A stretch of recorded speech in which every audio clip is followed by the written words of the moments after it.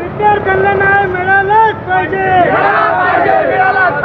महाराष्ट्र नवनिर्माण सेनेचा मागण्या होत्या. ऑनलाईन शिक्षण चालू करा, एकाच जागेवर 2-2 शाळा भरतायत, त्यांच्यावर अंकुश लावा, फीसवर अंकुश ठेवा. अनधिकृत फीस मागतायत. सध्या शाळा बंद आहेत, बसचे फीस मागतायत, काही कॅन्टीनचे फीस मागतायत, दप्तर गणवेश बुटापासून सगळे फीस मागतायत. ज्या सध्या शाळा बंद आहेत तरी पण या संदर्भात आम्ही शिक्षणाधिकाऱ्यांना आत्ता आपण सांगितलं की एका बिल्डिंग मध्ये 2-2 शाळा चालत आहेत. हो, तर अशी कोणती बिल्डिंग आहे ज्याच्यामध्ये 2 शाळा चालत आहेत, त्या कोणत्या? सेंट जॉन इंग्लिश स्कूल या ठिकाणी त्यांनी त्यांच्या लेटर पॅडवर लिहून दिलेलं आहे की कोणत्या सर, कोणत्या वापस एकदा मेन्शन करा. New beginning international school Jalgaon road. Okay. Saint John English school Jalgaon road. अच्छा. यांच्या मान्यता वेगवेगळ्या ठिकाणी असून सुद्धा या दोन्ही शाळा एकाच ठिकाणी भरत आहेत. याचे पुरावे आमच्याकडे आहेत. सदर दोन्ही शाळेचे मुख्याध्यापक एकच आहेत, याचेही पुरावे आमच्याकडे आहेत. ते सर्व पुरावे आम्ही शिक्षणाधिकाऱ्यांना आता दिलेले आहेत. ताबडतोब यांची मान्यता रद्द करून त्या शाळेतील विद्यार्थ्यांचे समायोजन परिसरातील शाळेमध्ये करायचे आम्ही त्यांना निवेदन दिलेलं आहे. त्यांनी आम्हाला. काय नाव आहे आपलं? माझं नाव स्नेहल चौधरी है. आपको ये धमकी किसने दिया कि टीसी दे देंगे बोल के? प्रिंसिपल ने. क्या नाम है उनके? स्नेहल चौधरी. आपने अपने पेरेंट्स को नहीं बताया? बताया है. उन्होंने क्या बोले फिर आपको? उन्होंने बोला कि हमें उस स्कूल में रहना नहीं है, हम आपकी टीसी हम आपका एडमिशन दूसरे स्कूल में कर देंगे. कौन से स्कूल में? नाम वगैरह कुछ बोले उन्होंने? नहीं, अभी तक डिसाइड नहीं किया है, लेकिन हम इस स्कूल से हमारा एडमिशन निकालने वाले हैं. कौन सी स्कूल का नाम क्या है?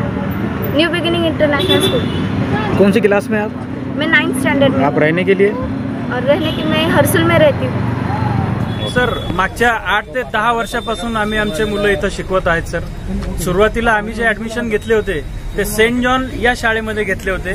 या शाळेने आम्हाला त्यावेळेला सांगितलं की ही शाळा सीबीएसई संचालित आहे. अशा प्रकारच्या यांनी पावत्या सुद्धा मागच्या 8 वर्षापासून आम्हाला दिलेल्या आहेत.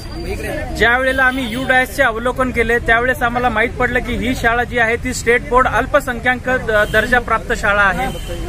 अशा प्रकारे यांनी आमची फसवणूक केलेली आहे. ज्या वेळेला कोरोनाच्या काळामध्ये आम्ही प्रिन्सिपल सरांना निवेदन देण्यासाठी गेलो, काही पालकांचं आम्ही निवेदन घेतलं होतं की 50% फीस तुम्ही कमी करा. त्यांनी कुठल्याही प्रकारचं निवेदन आमच्याकडून स्वीकारलं नाही. उलट प्रसंगी आमच्यावर ते अरेरावीची भाषा करून शिक्षणाधिकारी आमचं काहीही वाकडं करत नाही अशा पद्धतीने आमच्या लेडीज सोबत, घरच्यांसोबत अशा प्रकार दुर्व्यवहार केलेला आहे. सर, मला एक सांगा की काय काय प्रॉब्लेम येत आहे? तुम्ही आता सांगितलं की अबिसिव्ह लँग्वेज यूज होत. Yes yes. तर त्या मागचं म्हणजे काय आहे? अबिसिव्ह लँग्वेज कशा प्रकारे, कशासाठी गेले होते, काय झालेलं आहे, काय प्रॉब्लेम काय आहे त्या शाळेचा नेमका? सर, सगळ्यात पहिले तर आमचं ऑनलाईन शिक्षण 1 सप्टेंबरपासून यांनी बंद केलेलं आहे. सारखा फीसचा यांचा तगादा लागला जात आहे. जेव्हा आम्ही यांना सांगायला गेलो की सर तुमची फीस आम्ही भरू, आम्ही 10 वर्षापासून तुमचे पालक आहोत, आम्ही काही पळून जाणार नाहीये, आमचे मुलं आम्ही इथं शिकवणार आहोत, तर हे उलट फीज मध्ये ते कशा प्रकारची फीस घेत आहे?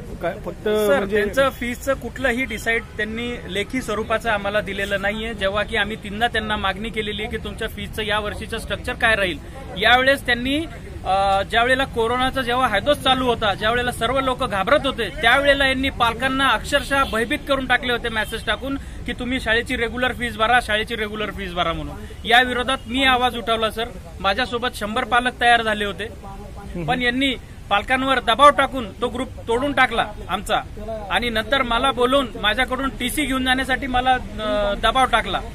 आज त्याचा उलट प्रसंगी परिणाम असा झाला की माझी मुलगी आज शिक्षण घेण्यासाठी आज घाबरू लागलेली आहे सर. अशा गुंड प्रवृत्तीच्या शाळेवरती योग्य ती कारवाई करावी. तुम्ही जे निवेदन दिलेलं आहे त्या निवेदनामध्ये असं मेन्शन करण्यात आलेलं आहे की डुप्लिकेट सह्या घेऊन येस पालकांच्या डुप्लिकेट सह्या करण्यात आलेल्या आहे. त्याबाबत सांगा काय? सर, सगळ्यात पहिले आम्ही 2012-13ला ऍडमिशन घेतले होते ते स्टेट बोर्डच्या यांच्या सेंट जॉन शाळेमध्ये घेतले होते.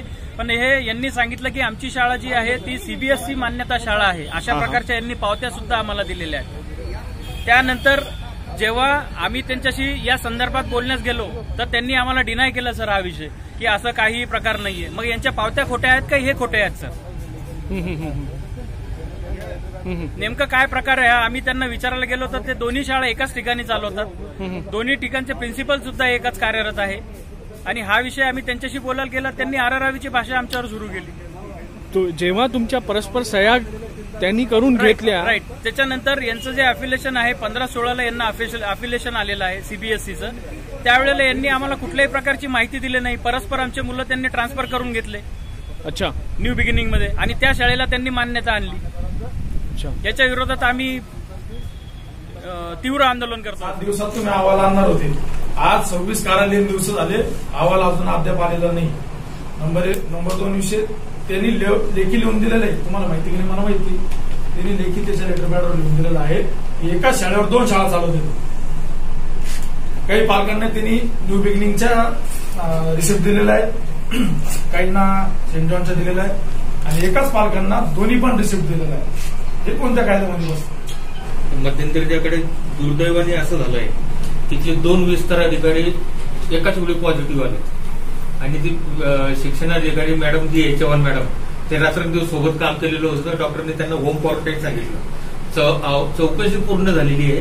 चौकशीमध्ये तुम्ही जे म्हणतात तसं ते दुसरी शाळा अनधिकृत भरते ते सुद्धा सिद्ध झालेलं आहे. फक्त ऑफिशियली माझ्याकडे तो रिपोर्ट यायचा आहे. 2 दिवसामध्ये रिपोर्ट येईल. बोललो मी त्यांना, रिपोर्ट आल्याबरोबर जिथं जिथं अनियमित आहे एकदम स्ट्रिक्ट ऍक्शन आपण त्यांच्यावर घेणार. तुम्ही जे म्हणताय त्याला मी सहमत आहे. त्यांना कोणत्याही प्रकारे स्पेल केलं जाणार नाही. त्यांना 100% आपण त्यांच्यावर कडक कारवाई करणार.